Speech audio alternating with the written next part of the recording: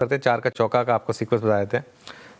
मानस जी से लेंगे सस्ता ऑप्शन, फिर चलेंगे रचना जी के पास एफएनओ सुपरस्टार के लिए, चार्ट का चमत्कार के लिए श्रीकांत जी के पास, और मिड कैप फंडा के लिए चलेंगे मयूरेश जोशी जी के पास। तो मानस जी, आप शुरुआत करिए सस्ता ऑप्शन। देखिए, सस्ता ऑप्शन के लिए मोतीलाल ओसवाल के ऑप्शन में खरीदारी करने की राय रहेगी।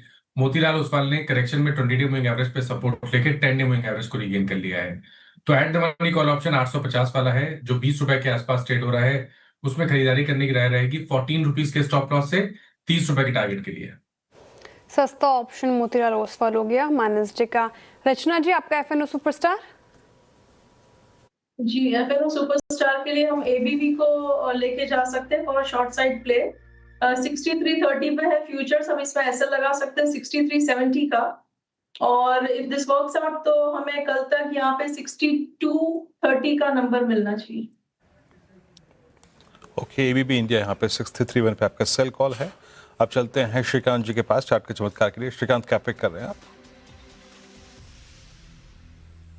बिल्कुल। तो देखिए, यहाँ पे हमें लग रहा है कि टेक्नोलॉजी स्टॉक्स में एक अच्छी रिकवरी बनी है।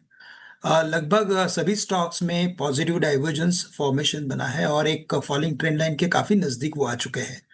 हमें लगता है कि करंट लेवल से इन्फोसिस को खरीदना चाहिए, जो 1190 1195 के करीब ट्रेड कर रहा है। यहाँ से तेजी बनती है तो ये कम से कम अपने रिट्रेसमेंट को कंप्लीट करने की कोशिश कर सकता है। तो क्लोज टू 1300 रुपए तक के टारगेट्स नजर आते हैं। करंट लेवल से इसे खरीदे और 1150 रुपए का स्टॉप लॉस रखे। तो 40 रुपए का स्टॉप लॉस रखे, 100 रुपए 125 रुपए की अपसाइड नजर आती है। ओके, चलिए मिड कैप फंडा के लिए अब मयूरेश जी से बात करते हैं। मयूरेश जी, बताइए आपका मिड कैप फंडा। रैडिको खैतान एक हमारा एडिशन रहा है स्विंग पोर्टफोलियोज में। हमें लगता है आई थिंक जो नंबर्स रहे हैं रैडिको खैतान के काफी शानदार रहे हैं। जो प्रीमियमाइजेशन स्टोरी है ये कंटिन्यू हो रही है।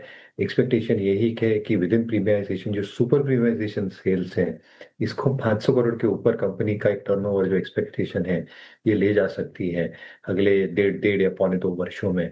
और इसीलिए मुझे लगता है आई थिंक कि जो एक्सपेक्टेशन हम बांध के रख सकते हैं in spite of input cost increases, क्योंकि अब bulk of the portfolio is now with the premium segment.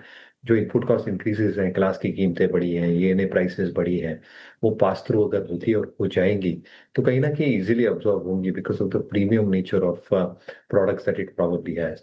ये नए प्रोडक्ट्स भी जो इंट्रोड्यूस हो कर रहे हैं, ये ना सिर्फ देश में बट इवन विदेशों में इसकी सराहना हो रही है। तो कहीं ना कहीं I think business model expectation in terms of volumes expected to increase, margins में आई थिंक एक stability and bottom line growth में एक अच्छी खासी बढ़त, ये हमें लगता है रैडिको खैतान शायद डिलीवर कर पाए। तो ये हमें काफी अच्छा। रैडिको खैतान मिड कैप फंडा हो गया मयूरेश जी का। शानदार रैली यहाँ पर 3.5% 4.5% की तेजी एफएमसीजी पैक से। 4 का चौका हमने ले लिया है। एक रिकैप, टारगेट और स्टॉप लॉस देख लीजिए आप। सस्ता ऑप्शन मानस जायसवाल जी ने सुझाया। मोतीलाल ओसवाल 850 की कॉल लेनी है आपको, टारगेट है 30 के, स्टॉप लॉस 14 का लगाना है। एफएनओ सुपरस्टार के लिए रचना जी को भा रहा है एबीबी इंडिया, लेकिन बिकवाली के लिए तो 6230 के टारगेट है, नीचे के 6370 का स्टॉप लॉस लगाना है। चार्ट का चमत्कार श्रीकांत जी आईटी पैक से इन्फोसिस के साथ जाना चाह रहे हैं, स्ट्रेंथ है यहाँ पर। 1300 के टारगेट एक्सपेक्टेड है, 1150 का स्टॉप लॉस लगाइए। और आखिर में मिड कैप फंडा में अभी रैडिको खैतान मयूरेश ने सुझाया है, जो मीडियम से लॉन्ग टर्म के पर्सपेक्टिव के हिसाब से आप अपने रडार पे रख सकते हैं खरीदारी के सिलसिले इस पर्टिकुलर काउंटर में।